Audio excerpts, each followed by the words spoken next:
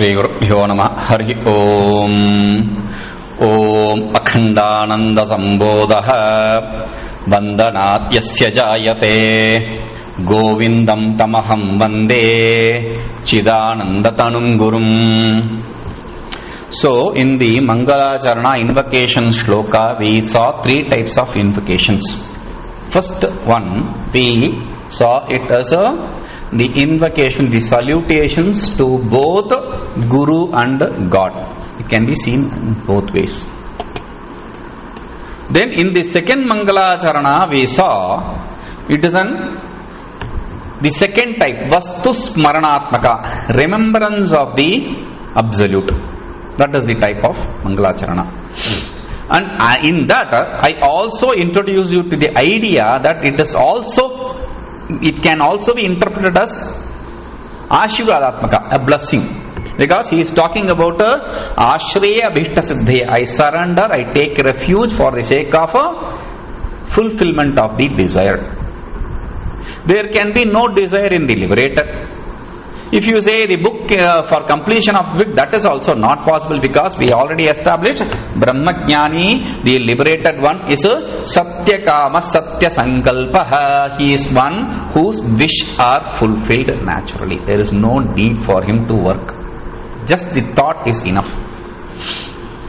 Now, then we saw in the third shloka, Yada Lambodaram Hanti, there we saw that it is a Mangalacharana, an invocation in the form of salutation of Lord Ganesha.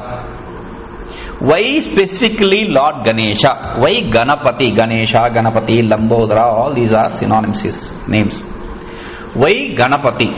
Because he is also known as Vignesha or Vigna Vinayaka. Vigna means obstacles. Isha means Lord. He is Lord of obstacles. Meaning, why should I worship Lord of obstacles? I don't want obstacles. I want these removal of obstacles. Yes, obstacle removal Lord. That removal word is hidden there. So, the Lord, one who has the power to remove all the obstacle, is a Vigna Vinayaka, Vignesha. Okay? That is why we specifically worship Ganesha here. Then, in the fourth shloka, there is another shloka I said, we'll come to that later. There is this fourth shloka, Vedanta Shastra Siddhanta Sarasangra Uchyate Prekshavatam Mokshunam Sukhabodhopapattaye. Says Vedanta Shastra Siddhanta Sarasangraha Uchyate. One word. Prekshavatam Mokshunam. Prekshavata mumukshunam. We put some inquiry into these two words. Prekshavata mumukshunam. Prekshavata means a person who has the ability to see, to discriminate between the right and wrong, the good and evil, and the existence and non-existence, etc. There is an important character. Mumukshunam. He should also have at the same time the desire for knowledge. He should have Veka and the desire for knowledge. When talking about Veka, I remembered a statement which was made while giving a lecture. A Mahatma called Amok Leela Das something. He was giving a lecture, and while giving a lecture, he spoke about Vivekananda. He said things that Vivekananda ate fish. That is true. He ate fish. And being a Bengali, everyone eats fish. Even the Brahmins eat fish. Don't give that kind of stupid logic to me. Why I am saying this is, I support what he said. I accept what he said. I am not a follower of him. I don't prescribe to his teaching very clearly. I am saying this. But what he said there about Vivekananda is right. If he said that, it is right. Why he is being punished? He is sent to a place in Vrindavan called Govardhanagiri, and for repentance. I say this is a blessing. What repentance? Going to Vrindavan is a blessing for him. Anyway, so this why talking about fish? See, even Westerners, when they practice, I am not even talking about Vedanta, when they practice yoga, they give up their fish and meat, things which they love, and they suffer because of that, because there is not much of vegan restaurant or a vegetarian restaurant there. People who practice yoga, when they practice yoga, that is the situation. When you are preaching all this, then you should definitely give up what you preach. A. Second is, he is a sannyasi. If you take sannyasa properly,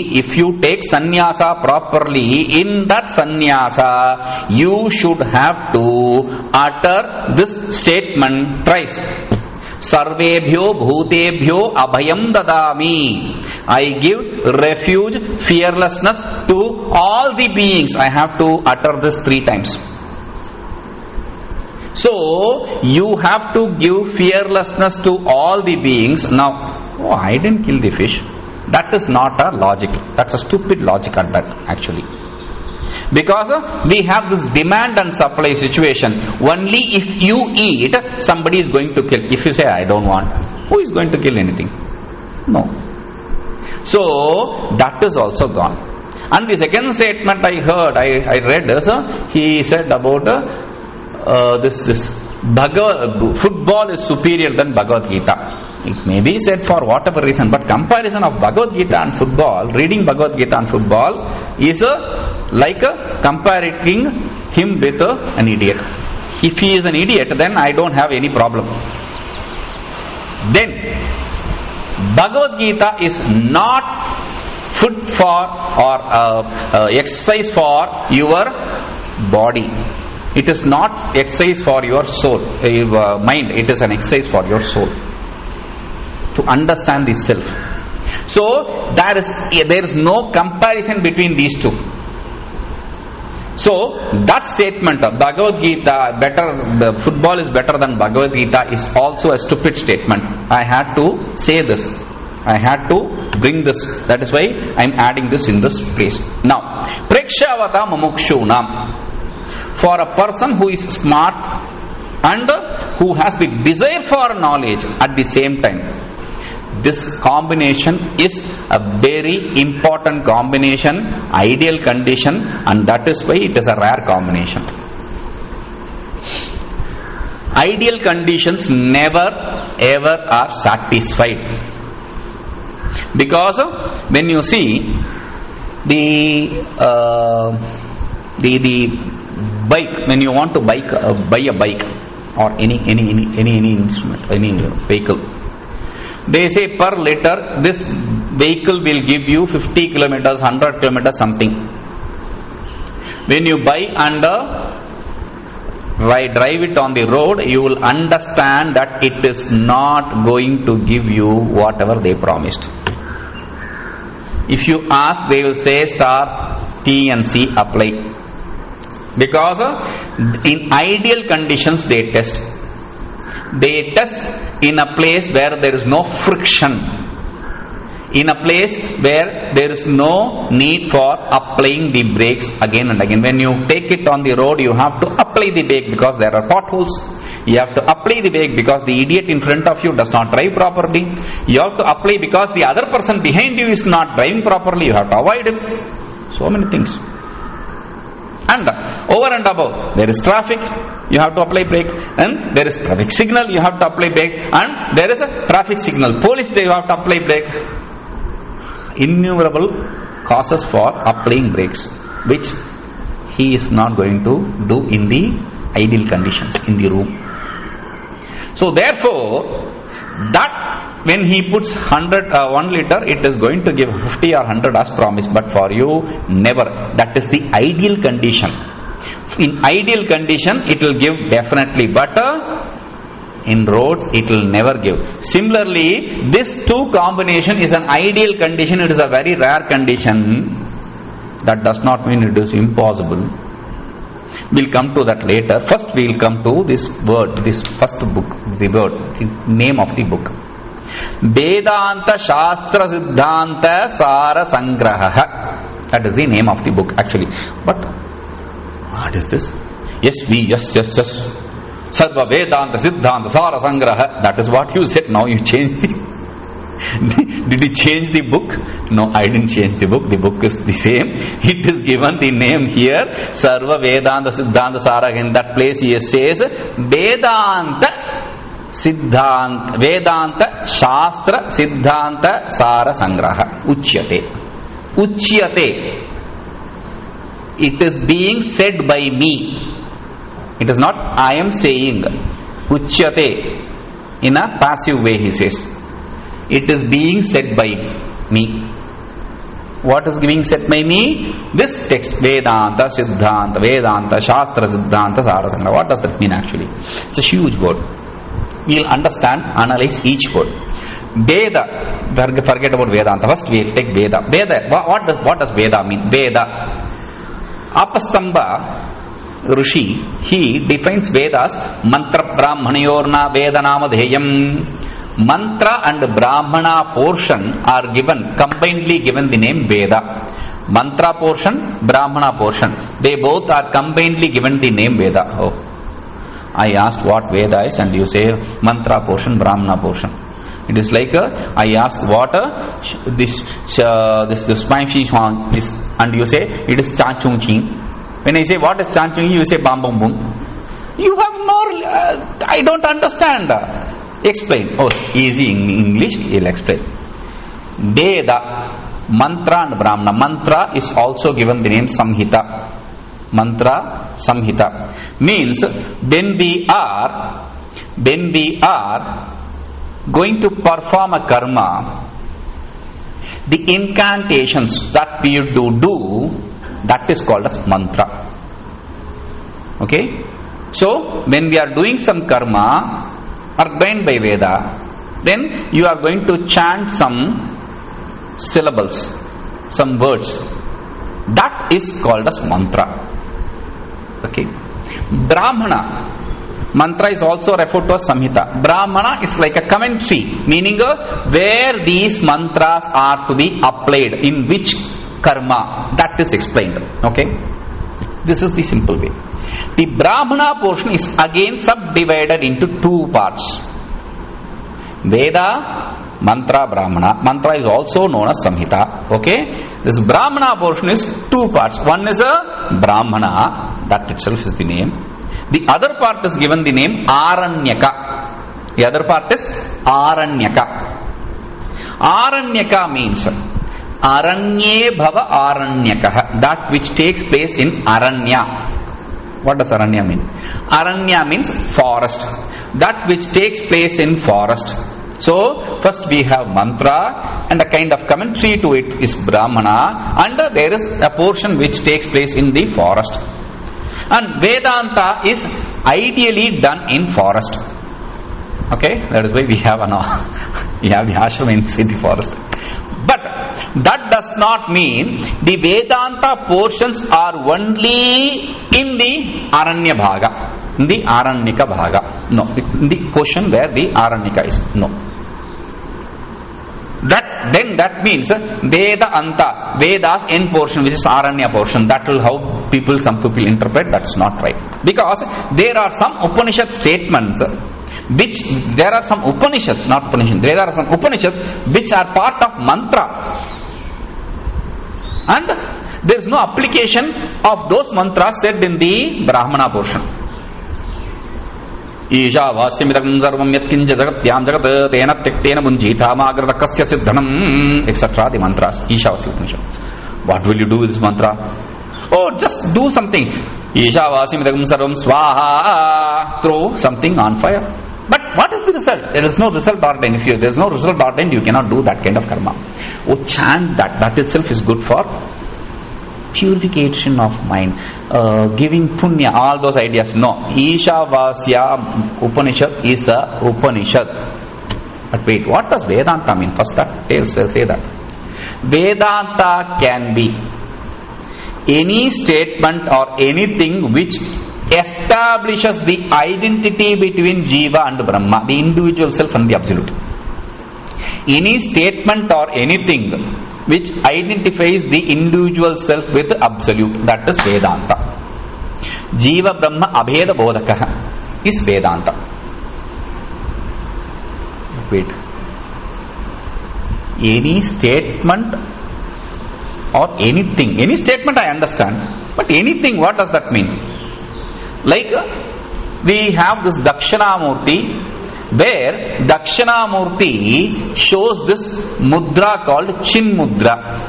Chin Mudra. Chin Mudra means holding the pointing finger and connecting the pointing finger and the thumb and leaving the other three fingers, like the petrochemical ads.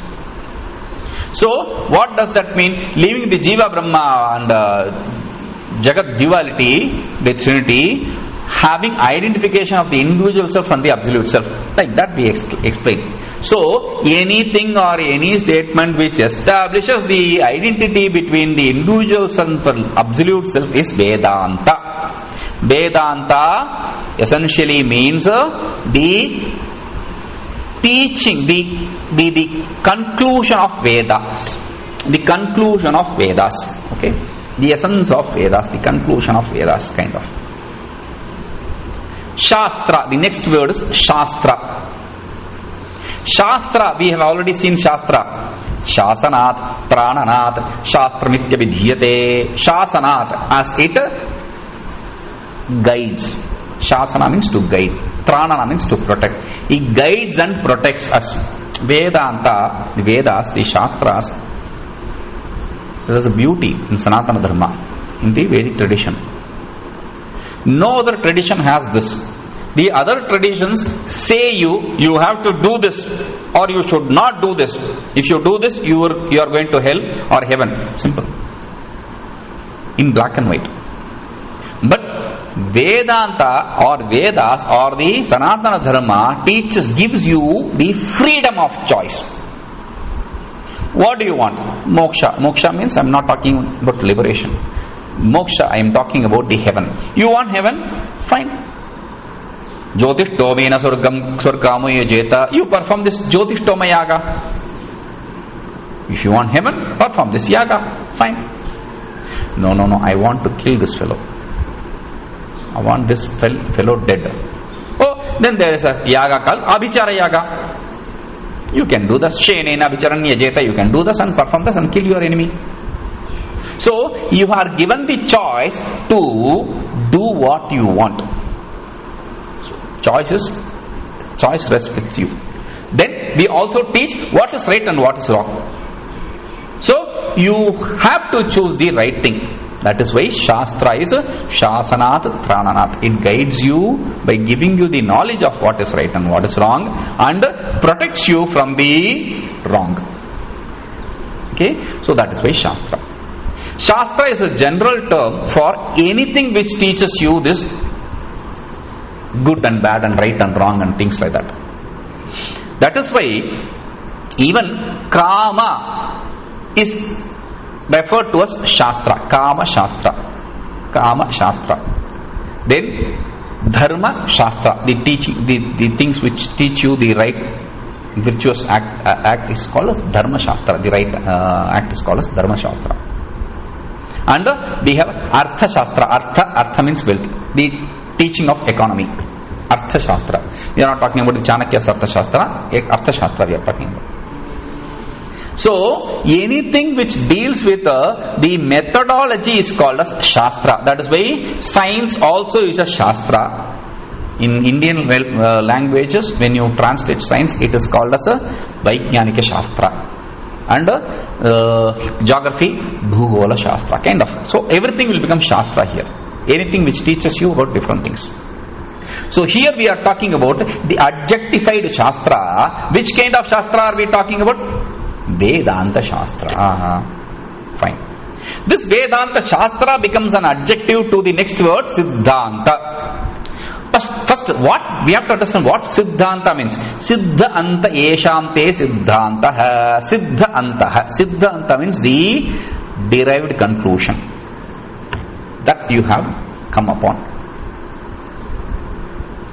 Meaning, whatever you have accepted as this is the end, that is the Siddhanta. There can be many Siddhantas. Yoga, for people who practice yoga, yoga is the Siddhanta. For people who practice Sankhya, Sankhya Siddhanta. For people who practice Purimamasa, Dharma Siddhanta, Mimamsa Siddhanta. For people who practice Shiva tradition, Shaiva Siddhanta. For people who practice Vishnu tradition, Vaishnava Siddhanta. For people who practice Vedanta Shastra, Vedanta Shastra Siddhanta. Do you understand? But wait, Siddhanta, again Vedanta Shastra Siddhanta, then that is a problem. What is the problem? There are multiple different types of Vedantas. Therefore, you have to have a Shastra Siddhanta for this particular Vedanta. If you ask, we will not say that your question is wrong.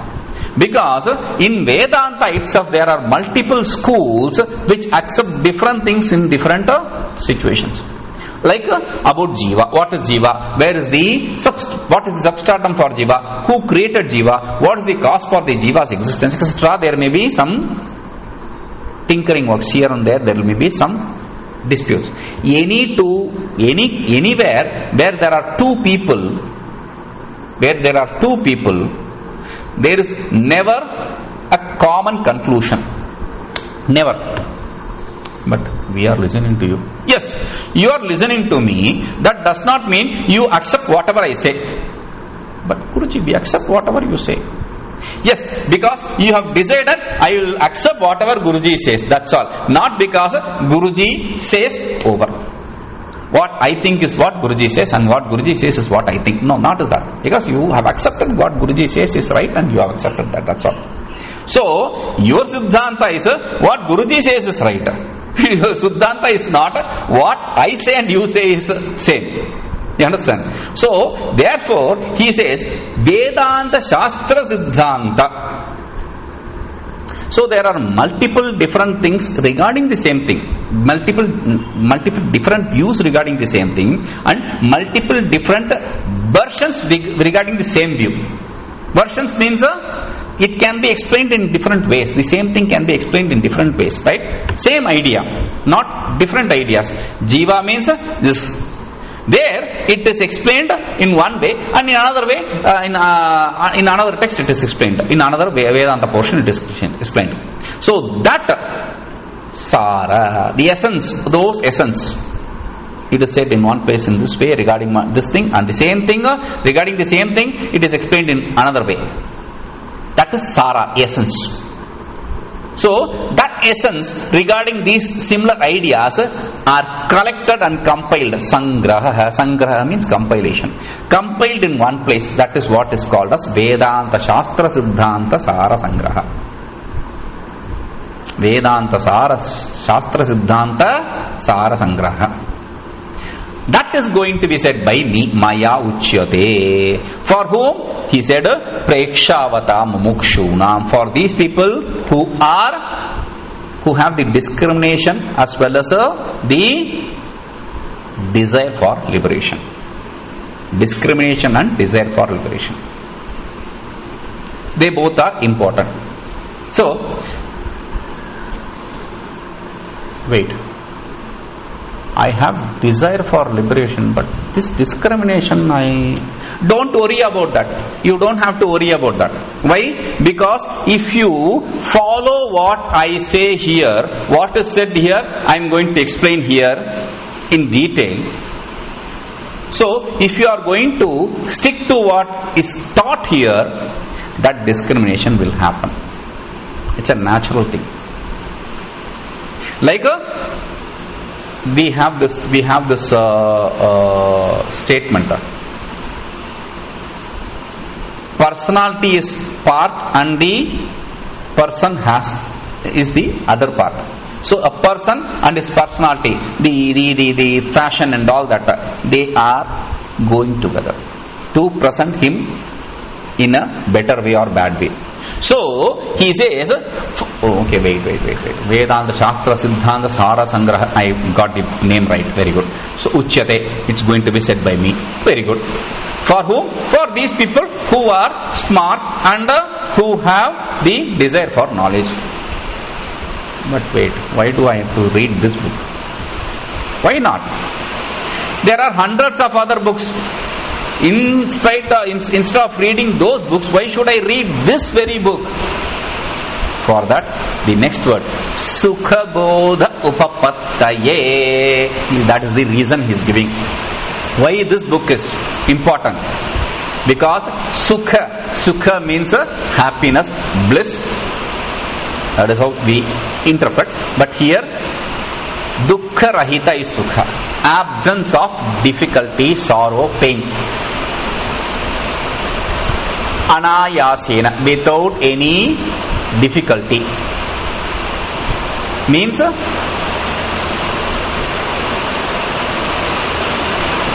easily. Sukha means easily. Blissfully means easily. Without pain means easily. So, without difficulty, easily, Bodha Avagamane Dhatu. Root word is Bodha Avagamane, to know. So, Buddha means to know. So, without difficulty to know, to gain the knowledge, Upapatte, the knowledge to dawn, to knowledge to be gained. I am writing, this text is written by me. This text is written by me. This Vedanta Shastra Siddhanta Sara Sangraha text is written by me.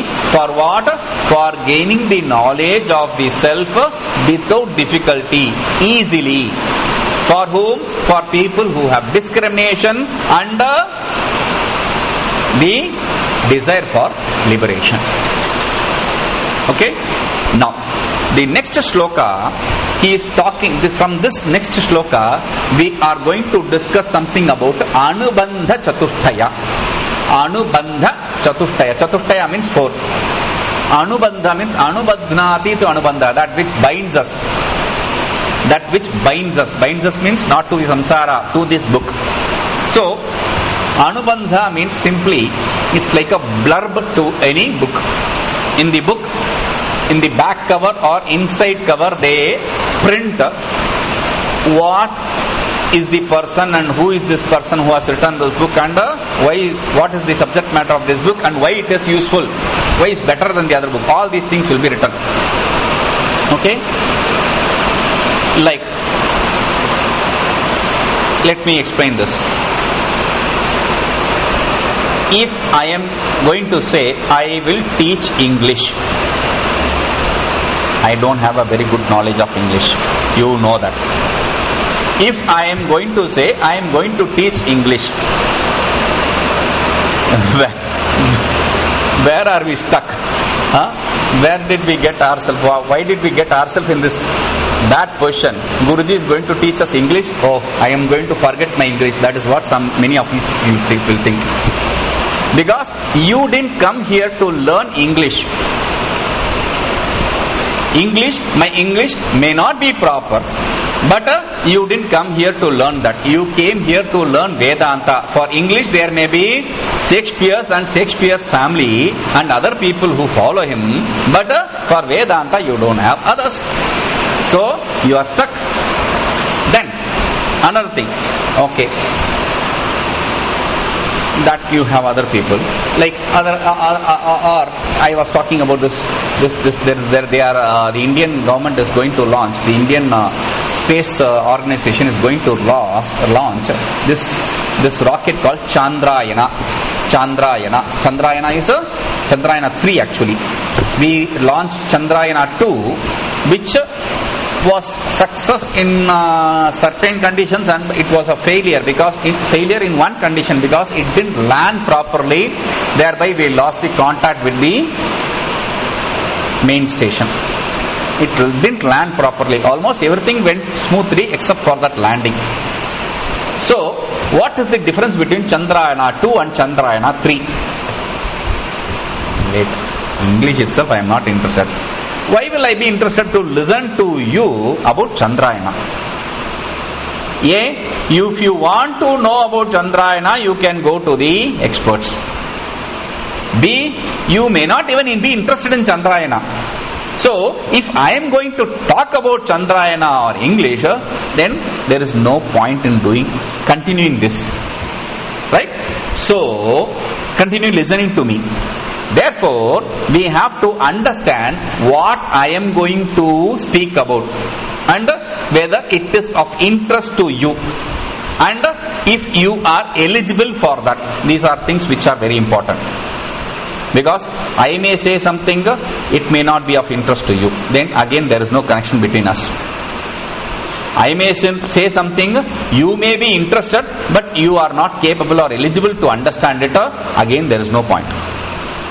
So we have to establish these basic prerequisites.